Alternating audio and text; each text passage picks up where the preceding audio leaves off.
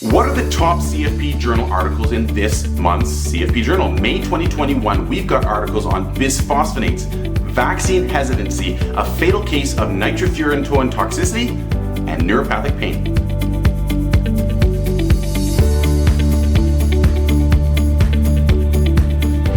Let's talk about osteoporosis in postmenopausal women.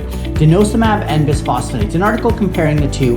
How do they compare? They're basically the same, with most causing a decrease in 3 to 5% in vertebral fractures. Now, what about after 5 years? Well, evidence then gets a bit weaker, but denosumab and bisphosphonates in postmenopausal women, basically the same.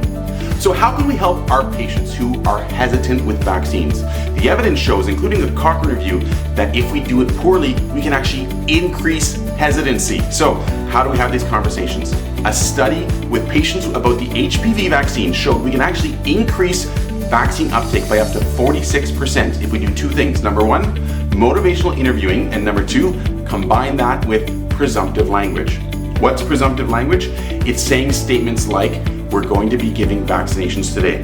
Those kinds of statements, combined with empathy and tailoring it to the clinical situation, can help your patients improve vaccination uptake rates.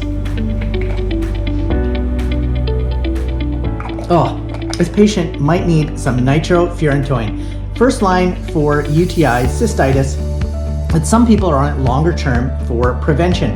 What are we concerned about in those patients? We're worried about peripheral neuropathy, lung toxicity, but a less common side effect is liver toxicity. So consider in patients who are on it for long-term use, check their liver enzymes after a month and then every 3 months after that.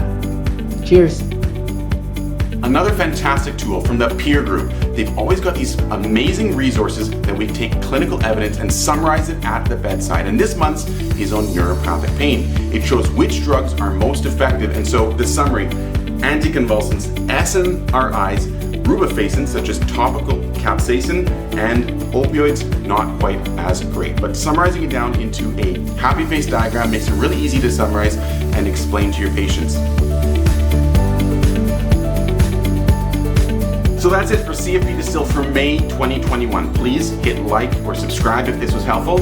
Also, if you're preparing for the CCFP exam, check out the resources that thousands of people have used to help them succeed at thereviewcourse.com. And finally, if you're in primary care, you want to see the latest updates, we deliver them in a fun and entertaining way at vitalfmupdate.com.